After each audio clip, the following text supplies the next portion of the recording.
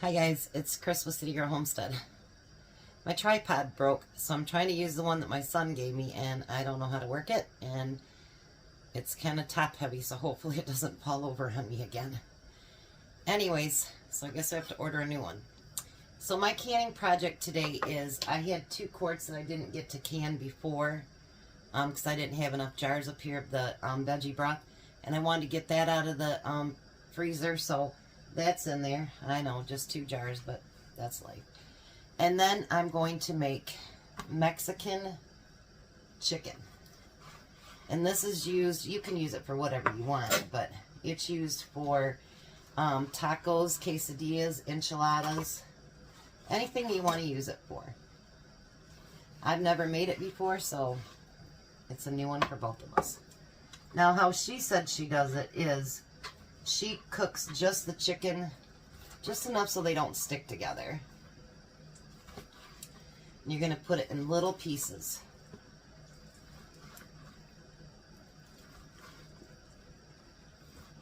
I know I had something fall on the floor earlier, and I'm like, I almost said anything else, but I didn't, and then my tripod broke.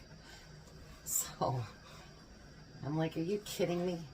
I have another tripod, but it's really, really big, and for the size of my kitchen, it's just too much. It just like takes up too much space. So, I'm just going to get to cutting these and get them fried up a little bit. You don't want to cook it all the way through. And then I'll come back and we'll do the next step. My canner will get put up here too. I just needed the room to be able to cook the chicken. And then we'll get the canner back. I got it over there with water waiting for me. I'm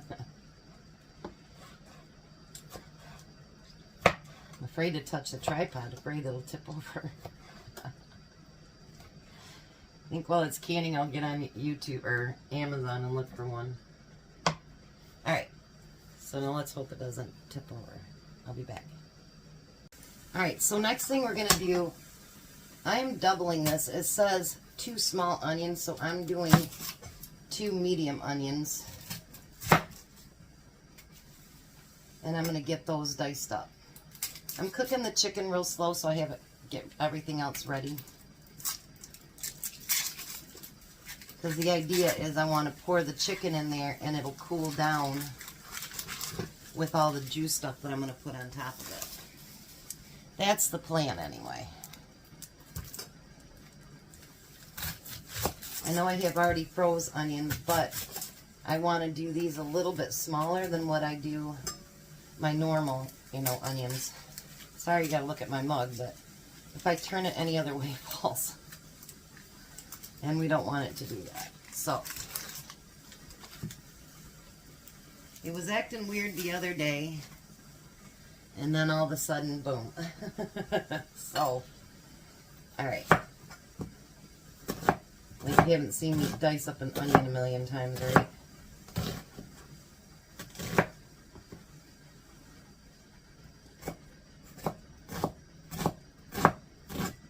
I want to do them small, but not so small that they just like shrivel up, in the cooking time. Because you're going to cook this, for 75 minutes. Because I'm doing pints. I think a pint should be more than enough for Tom and I. He might have to have something the next day, from my stuff downstairs, but that's okay. We got plenty of stuff down there he can take to work. We just cleaned the floor and I just got stuff all over it again. I'm telling you, never fails, guys. I'm just a messy cook and a messy canner. A little bit of both. Alright, let me chop up this other onion and then I'll be back. Alright, so I didn't cook it all the way through. It's still pink. And because I'm doubling it up, it says to use a 7-ounce jar of the green chilies. I thought I had one in the cupboard, and I only had a small one left.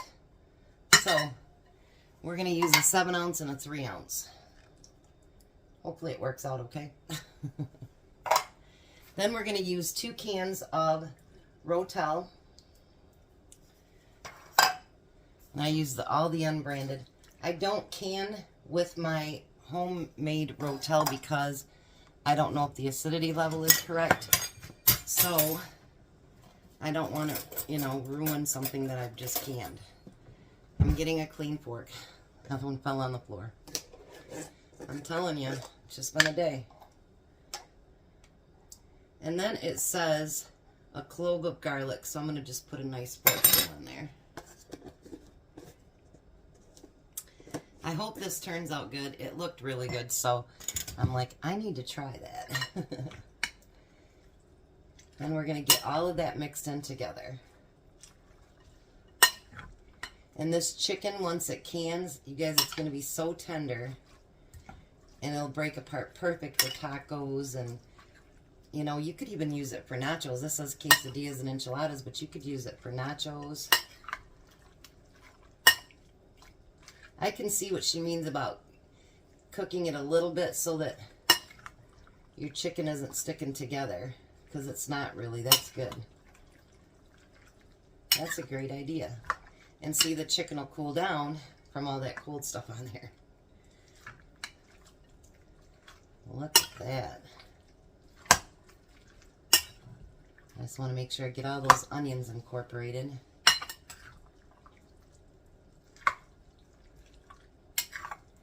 I'm going to start doing that. I'm going to start using more stuff out of my freezer and, you know, my canned goods and stuff because most of the things that we make, like you could make this, just probably not as much at one time, but I want to do stuff that you can make at home or you can buy in a jar or in a can, and we can still cook together on the things that we like. So I think that's a really good idea. And I set out 8 jars. If I need more than that, after this I'm probably going to have to use smallmouth because, or regular mouth. I know I call them smallmouth, but because I'm running out. Crazy. I have plenty of regular size lids, but just not hardly any wide mouth. So it doesn't say how much to can it with, you know, if you do the inch or whatever. I'm going to go just below the inch to be safe because this chicken is going to get a lot of juice too. And so I don't want to overdo and then have it not set, because that would not be good at all.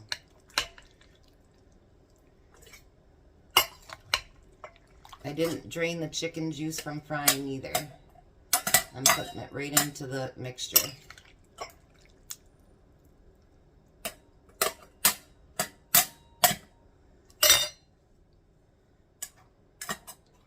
And I would imagine, you know, if you go like just below the inch, it's still going to end up being a pretty full jar because of all that liquid once you get it canned. Look at that. Doesn't that look beautiful? Let's do one more jar together. Oh, you know what I forgot? I'll have to rewash this jar. Guess what I forgot, you guys? I forgot cumin. Oops. So we need a teaspoon. Good thing I didn't get all the jars filled, right? So I can't say anything else because I got to it in time. Oh, that would have sucked had I put in all of the jars and then all of a sudden I go, oh my gosh, I forgot something. That would have sucked. So let's get that cumin mixed in there. I'm not much of a cumin fan, but I think that the little bit of spice will be good with the chilies and the tomatoes. I think it'll make some really, not too spicy, but, you know, a little bite. Can't believe I did that. Well, actually I can. I know somebody goes, are you sure? Whatever about Tom and whatever, believe me, I don't know how to edit. So everything that I do, you guys see legit if I mess up or not. Because I don't know how to edit. And honestly, I've thought about trying to learn. But at the same time, you guys are getting me. All my mistakes, all my flaws, everything all at once. And, you know, if I have a blooper or something like that, you know, we all do. And I think it makes it more so that we're all relatable amongst each other because we all screw up. Every one of us. You know, one mistake that you've made, I'm sure I've made, and so has everybody else. So I think that's the, you know, I think that's, you know, good. I mean, we need to learn from each other. And learning sometimes comes with mistakes.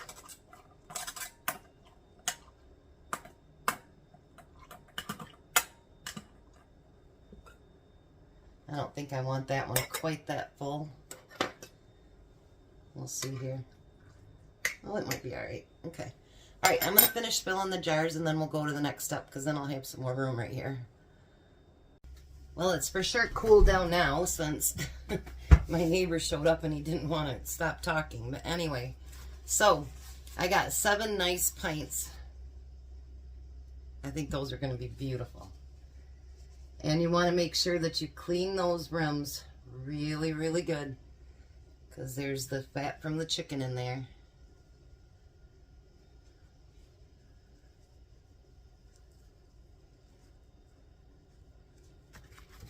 You don't want that to prevent your seal.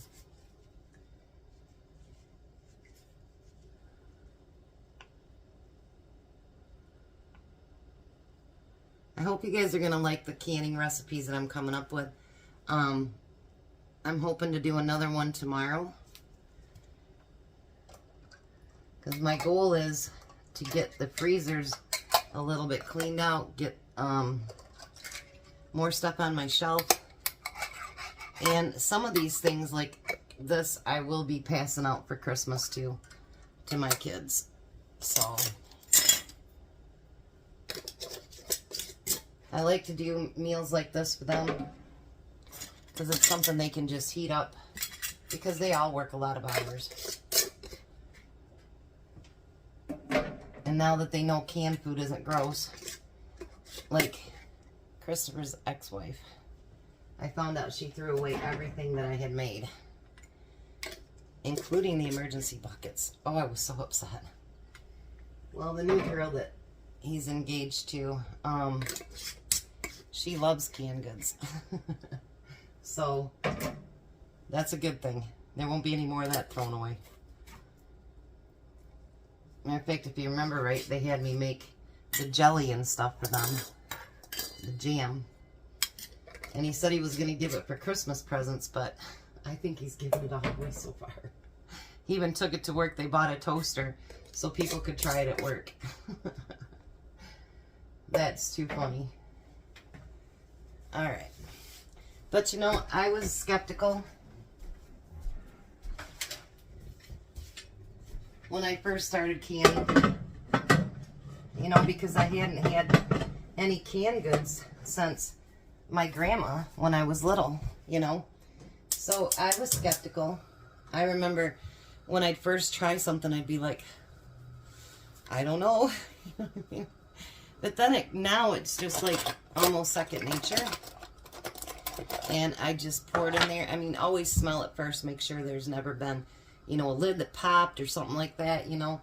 And boy, you can tell if something pops because it smells terrible. But, yeah. So hopefully, I know one person just bought a pressure canner, and you know, if there's things, you know, you guys want me to show you, if I can afford it or do it, I will. And then, you know, I'll help teach you how to can, because I think it's something that's a very, I think it's not just the food that you put on the shelf, but it is actually a talent. It's I don't know what else to call it, but it's something that, you know, it's a valuable lesson to learn. in case things ever do hit bad. I hope that it never does, but you never know. And you want it to be so that you can, you know, take care of your family and, you know, put away food, even if it's just water bathing, you know. That's all I started out with, but man, I'll tell you what, as soon as I learned how to pressure can, whew, the world was open. I was like, you can do what? So it was pretty amazing. So now these have to go 75 minutes because it is meat time. And it's pints. If you do quarts, if you have a bigger family, then you will do it for 90 minutes. So I'm going to let it get to where it vents here. And then I'll let it steam constant for 10 minutes. And then I'll put the jiggler on and maybe I'll come back. I'm afraid to take my phone off this thing. Alright, so I will be back. Alright, so now, I don't know how to bring this up. And it moves by itself too. Now it's been steaming full for 10 minutes. And I have 10 pounds of pressure for my area. I'm going to let that get to it so it starts to jiggle. Then once it does that, I'm going to adjust my heat and I'm going to set my timer for 75 minutes. And then we let it cool down naturally and I'll come back and show you guys what it looks like. Alright, so there we go. Still bubbling in the jars. And I do believe they've all popped. I had a couple pop as we were getting out, but they look like they've all sealed. I don't know about you, but that's going to make a beautiful taco, enchilada, whatever you want to make with it. I think that'd be even really good on to make nachos out of. Or even breakfast tacos. Ooh. So many ideas, you guys. Thanks for coming along. Hopefully you'll like what I'm going to try to do tomorrow. Haven't decided, but I'm hoping. But anyways, thank you very much for coming along with me. You guys have a blessed day. Be a blessing, and I'll see you at supper.